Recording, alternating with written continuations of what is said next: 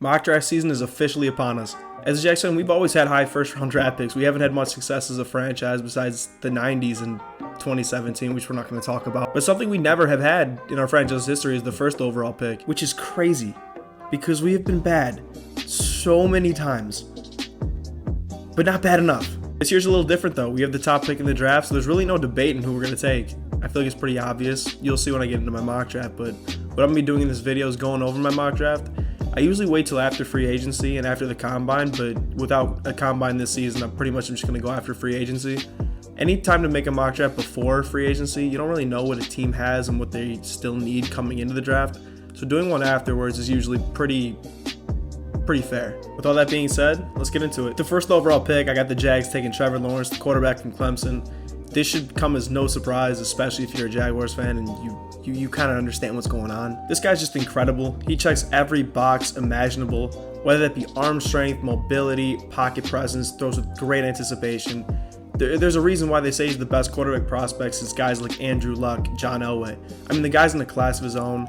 This is the easiest pick in the draft. There's really no debate to it. Even though New York media loves to try and create one, there's no narrative here. This is Trevor Lawrence. Urban Meyer would not have taken this job if it didn't mean he was going to get a guy like Trevor. I mean, this guy is absolutely ridiculous. During the college football season, I thought it was a lock. It would go Trevor Lawrence, Justin Fields, back to back. Didn't think anything else. Now that we're here and it's April, we're like 2 or 3 weeks away, it seems like that has completely changed.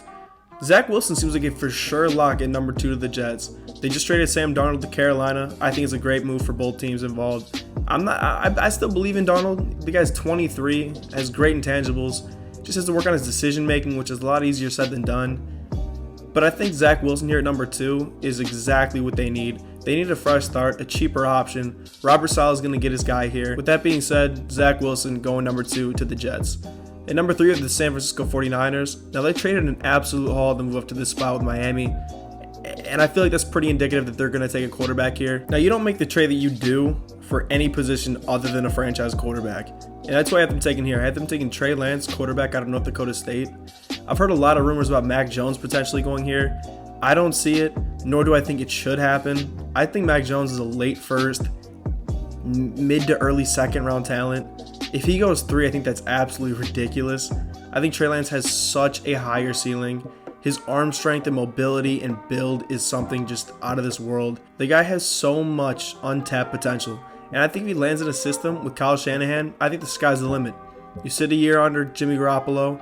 If he gets hurt, which he typically does, he'll come in, gain some experience, and be ready to go next season. I think he's absolutely the pick they should make here. I could see them going Justin Fields, but I have them taking Trey Lance here. I don't have Justin Fields falling too much further in this mock draft. I have him going right here at number 4 to the Atlanta Falcons. Now, I could see this being a trade down scenario. I would not be surprised at all if someone like the Broncos or Patriots move up to the spot to grab a quarterback. But I'm not doing trades here. Now, the Falcons did restructure Matt Ryan's contract this offseason. It gives them a bit of an out after 2 years. There's a bit of dead cap there. But if you're right here with the position to grab a franchise quarterback in Justin Fields, a hometown guy, I don't see how you can pass up the opportunity. If you're the Falcons, realistically, you're not going to be in this draft spot again in the near future. That roster it's more talented than the record shows. I think having Justin Fields on your roster to learn under Matt Ryan and work with Arthur Smith in that new offense, I think you can't pass up that opportunity, and Justin Fields is just too talented to pass up on here in this spot. Here at number 5, I have the Bengals taking offensive lineman Penei Sewell out of Oregon. Now you have to protect Joe Burrow. We saw this season that he was hit way too many times. I mean, the injury shows. I mean, you have to protect your franchise quarterback. And with Penei Sewell, you are getting just that.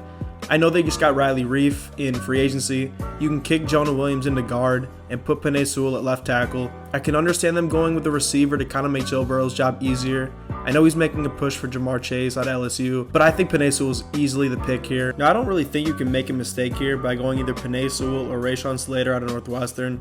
Either way, you need to solidify that offensive line and protect your franchise guy in Joe Burrow.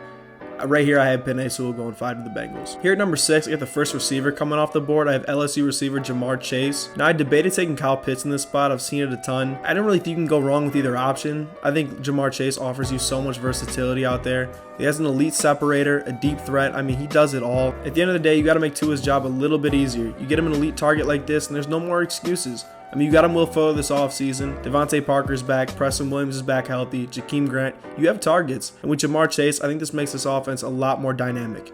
Now here at pick number 7, I have my hometown team, the Detroit Lions. Now I'm a Jags fan, but I also empathize for Lions fans because they go through what we go through. A lot of losing seasons. But here I got them taking a receiver from Alabama, Jalen Waddle. I mean, this guy is an elite separator, extremely fast, extremely quick, and you need to get Jared Goff some weapons. No surprise here, but Tyrell Williams and Quintez Cephas and Brashad Perriman, that's not going to cut it. If you do believe in Jared Goff, like they have stated multiple times, you got to get him targets. And at the end of the day, Jalen Waddle is exactly what they need. Now this team has a ton of holes. Could I see them going many different directions? Absolutely. I could see them going Kyle Pitts. I could see them going Micah Parsons. I could see them going corner. I could see them going D-end. I can see them doing an abundance of things, even trading down to acquire more draft capital. But here I have them taking Jalen Waddle, and I think it's a great value pick. Here at number 8, I have Kyle Pitts, tight end out of Florida, going to the Carolina Panthers, and I think this is an absolute steal for Matt Rule and Joe Brady in Carolina. Another target for Sam Darnold to go along with Robbie Anderson, DJ Moore, David Moore, and Christian McCaffrey. Now this offense has a ton of potential. It could use some work on the offensive line, but other than that, I mean, you have nothing but weapons there for Sam Darnold to work with, which he has never had in the NFL so far. I love Jamison Crowder, but that's not really pushing the needle too far. Now here at pick number 9, I reluctantly have the Denver Broncos taking quarterback Mac Jones out of Alabama. Now I see a pretty high floor for Mac Jones, but the ceiling isn't too much higher than that floor. I see a game manager. Deceptively, Mac Jones has a little bit of mobility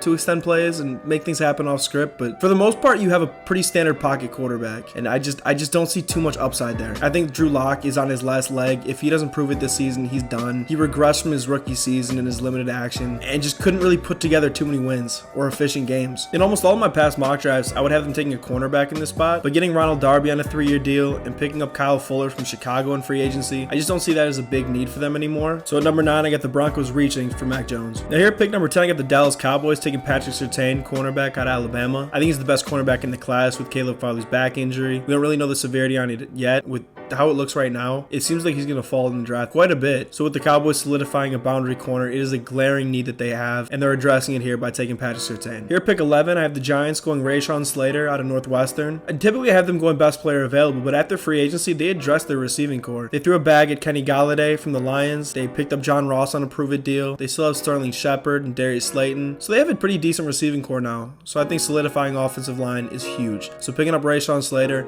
not too many options better than him. Fantastic day 1 starter. Here at pick number 12, I have the Eagles going Devonta Smith, wide receiver out of Alabama, the former Heisman Trophy winner. Now the Eagles really need to solidify that receiving core. Now you spent a second on Jalen Hurts, and in order for him to be successful, you gotta surround him with weapons. And at this spot, who better than Devonta Smith? Now we got the Chargers at 13. Elijah Vera Tucker is still on the board, and I don't know how you can pass up on that. With Justin Herbert under center, you need to protect him. You saw what happened in Cincinnati with Joe Burrow. When you don't protect your franchise quarterback, bad things can happen, and you don't want to run that risk. So getting Elijah Vera Tucker, who has guard flexibility, and I think can be a great tackle in this league, I don't know how you can pass up on that. So at 13, I got the Chargers coming away with a steal. Now here at 14, you got the Minnesota Vikings. Now their offensive line needed help last season, and now they just lost their right tackle, Riley Reif. So to kind of solidify that position, you got to go Christian Darrisaw here. He's the best tackle available in my opinion. So here I got the Vikings going offensive tackle, Christian Darrisaw out of Virginia Tech. I could see New England here at 15 move up to try and get a quarterback, but for now, I'm not doing trades in this mock draft, so I have them taking J.C. Horn. I think what they like to do on defense is perfect for J.C. Horn. He's a physical, man-to-man corner. I just think New England will use him in the best way possible. So I think this is a match made in heaven. J.C. Horn going to New England here at 15. Next up, you got the Cardinals here at 16, and I got him taking a flyer on Caleb Farley out of Virginia Tech. Now previously, I had him as CB1 in the class, over Patrick Surtain even. But with this back injury and what we kind of know and don't know about it, kind of leaves up the question, how far will he drop? I've seen him go as low as 22, 23 in certain mock drafts. Now I saw a report from the medical combine in Indy saying that Caleb Farley did really well in his physical and that he's still projected to be a first-round pick, and I think he's well deserving of that selection, but there's still a lot up for question there. A back injury is something that really can linger throughout a career. Now this really has the potential to be the biggest steal of the draft if Caleb Farley can stay healthy, because his productivity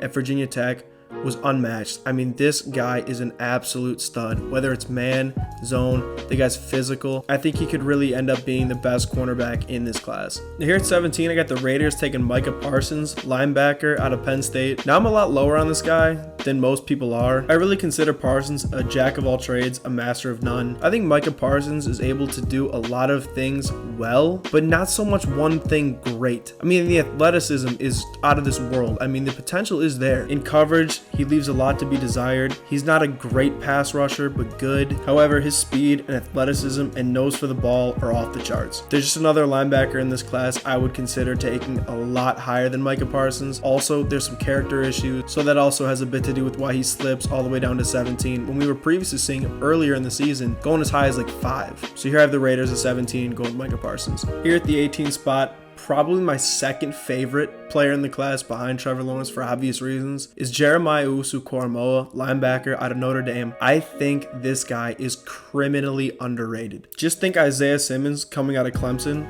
but on crack. I mean, seriously, go do yourself a favor and turn on some Jeremiah Owusu-Koramoah tape, and you'll see what I'm talking about. It won't take too long. I mean, this guy is a freak. In coverage, fantastic. Against the run, fantastic. Ability to shoot gaps, fantastic. He does everything so well. Going down here at 18 is ridiculous. Great value, great pickup for Miami.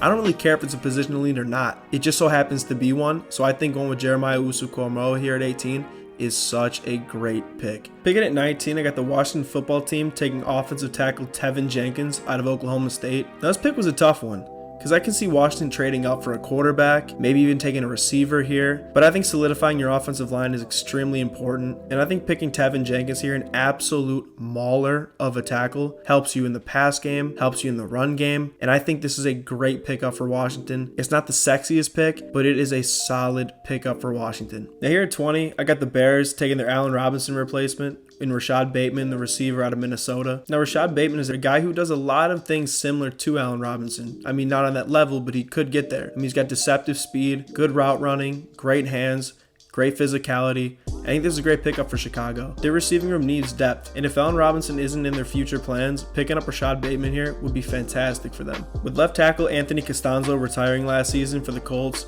you got to pick up a replacement here, and there's no better option, in my opinion, than Sam Cosmi out of Texas. He gives you guard flexibility if you do want to kick out Quentin Nelson to tackle and slide Sam Cosmi in. It just gives you options, and having solid options on the offensive line in any spot is crucial, especially if you want to give Carson Wentz a shot here. So here at 21, I got Sam Cosmi out of Texas going to the Colts. Now here at 22, I have the Titans addressing their gaping hole at corner after losing Adoree Jackson and Malcolm Butler in free agency. It is something they need to address. Good thing for them, it's a deep cornerback class, so I think getting Greg Newsome out of Northwestern would be a fantastic get for the Titans. He's great at attacking the ball in the air, also great in run support, and is extremely fast. So I think Tennessee would be extremely fortunate to pick up a guy like Greg Newsome here at 22. I think there's great value in this pick. So at 22, Greg Newsome to Tennessee. At pick number 23, I have another team who has a glaring issue at cornerback. That's the New York Jets, and I had them selecting Eric Stokes out of Georgia. Day one, he's probably the best cornerback on that roster. So why not pick up the best cornerback, in my opinion, left on the board in Eric Stokes? Here at number 24, I got Pittsburgh taking Landon Dickerson, the center out of Alabama. With Pouncey retiring and their offensive line getting up there in age, you got to start to reestablish this group. So picking up a mauler like Landon Dickerson gives you exactly that. In order to effectively run the ball like Pittsburgh likes to do, you're going to need a push up front, and Landon Dickerson provides you with that. Now here at 25, I got the Jags taking Trayvon Merrick out of TCU. Now I still think this group needs work. We picked up Rashawn Jenkins in free agency, who I like, but we still need more depth. I don't really think Jared Wilson and Josh Jones really cut it. And I could see us going receiver here with Kadarius Toney possibly, maybe interior D-line with Christian Barmore, maybe offensive line to help protect Trevor Lawrence, and I wouldn't be mad with any of those options. But here I got the Jags at 25 taking the best safety in the class in Trayvon Merrick. Now the Browns here at 26 live by the motto, football games are won in the trenches, with their offensive line and defensive line as both their solidified units. I mean, studs all around. And why not beef it up even more by getting Christian Barmore, interior D lineman from Alabama? He plays the run so well, extremely physical, great at shooting gaps, and even gives you pass rush. Now, I debated linebacker here, but the value of Christian Barmore at this spot is just too good to pass up. Now, there's some great linebackers left on the board that I think they'll look to pick up in later rounds, but with Christian Barmore sitting there at 26, I got the Browns taking him. Now here at 27, I got the Baltimore Ravens taking wide receiver Kadarius Toney out of Florida, and I think this is an absolute match made in heaven. Lamar Jackson needs weapons. Sorry, but Sammy Watkins and Hollywood Brown are not enough. Now, picking up an elite separator like Kadarius Toney with his ability after the catch is just something at 27 that you just can't pass up. If you want to make it past the first, second round of the postseason, you got to get Lamar Jackson some targets. He cannot do it himself. So here at 27, I got the Ravens taking Kadarius Toney, the human joystick out of Florida. Now here at 28, I got the Saints going best player available, taking Kwity Paye out of Michigan. You just lost Trey Hendrickson to Cincinnati in free agency. Cam Jordan's getting older. You got to look for a cheaper option. You can never have too many pass rushers in this league, and getting a guy like Kwity Paye to help set the edge for New Orleans would be a great pickup for them. Now the Packers here at 29 could go a million different directions, but I have them going best player available and picking up Jalen Mayfield, also out of Michigan. David Bakhtiari's getting older. Corey Linsley just walked in free agency. Depth on the offensive line is never a bad thing, and picking up a quality starting caliber tackle in Jalen Mayfield would be a great pickup for the Packers here at 29.